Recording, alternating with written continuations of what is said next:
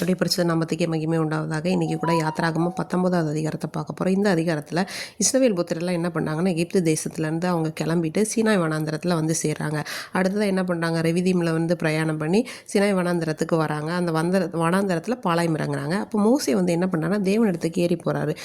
தேவன் வந்து மலை உச்சிலேருந்து மோசையை நோக்கி கூப்பிட்டு என்ன பண்ணுறாருன்னா, அவர் சொல்கிறாரு, நீ இஸ்ரவேல் வம்சத்தார் யாக்கோபு புத்திரருக்கு நீ என்ன சொல்லணும்னா, நான் எகிப்தியருக்கு என்னென்ன பண்ணேன், அடுத்து வந்து நான் உங்களை கழுகுகளுடைய செட்டைகளின் மேல் சுமந்து உங்களை வந்து என்கிட்ட சேர்த்து கொண்டது நீங்கள் பார்த்துருக்கீங்க. இப்போது நீங்கள் வந்து என்னோட பேச்சை கேட்டு என்னோட உடன்படிக்கையில் நீங்கள் கை கொண்டா நீங்கள் வந்து என்ன பண்ணுவீங்க, எனக்கு சொந்த சம்பத்தாக இருப்பீங்க, என்னோட சொந்த சொத்தாக இருப்பீங்க, பூமியெல்லாம் என்னோட இது அப்படி சொல்கிறாங்க.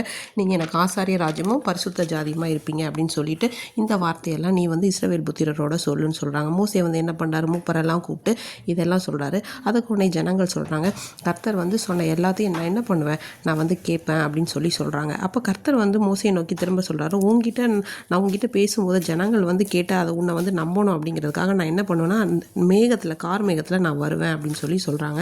அப்புறம் என்ன பண்ணுறாருன்னா, கர்த்தர் மோசையை நோக்கி சொல்கிறாரு, நீ போய் ஜனங்கிட்ட சொல்லு, இன்றைக்கும் நாளைக்கும் அவங்கள வந்து பரிசுத்தப்படுத்த சொல்ல, அவங்க வஸ்திரங்களெல்லாம் துவைக்கட்டும், 3ஆம் நாளைக்கு வந்து அவங்க என்ன பண்ணணும், ஆயத்தப்படணும். நான் 3ஆம் நாளில் என்ன பண்ணுவேன், சகல ஜனங்களுக்கும் பிரத்யட்சமாக சீனாய் மலையின் மேலே நான் இறங்குவேன்னு சொல்கிறாரு. அதே போல் ஜனங்களுக்கும் அவங்களுக்குனால ஒரு எல்லை வந்து குறிக்கிறாங்க, அந்த மலையில் வந்து ஏறாதபடிக்கு, அதோட அடிவாரத்தை வந்து யாருமே தொடக்கூடாதபடிக்கு எச்சரிக்கையாக இருங்க. அது ஒரு மிருகமோ இல்லை மனுஷனோ யாருமே என்ன பண்ணக்கூடாது, தொடக்கூடாது. அப்படி தொட்டால் என்ன ஆகும்னா அவங்க வந்து உயிரோட வைக்கப்பட முடியாது அப்படின்னு சொல்கிறாங்க.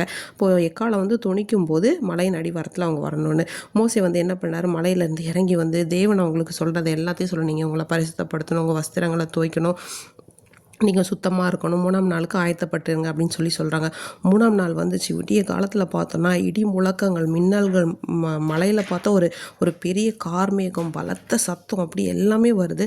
அப்போ வந்து எல்லா ஜனங்களும் நடுங்குறாங்க அந்த சத்தத்தை கேட்ட உடனே.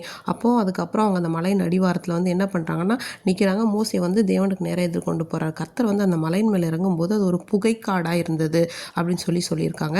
அந்த மலையே வந்து என்ன ஆச்சு, ரொம்ப அதிர்ந்தது. எக்கால சத்தம் வர வர ரொம்ப அதிகமாகுது. மோசே பேசுகிறாரு, தேவனை என்ன பண்ணுறாரு, அவங்க கிட்ட பேசுகிறாரு.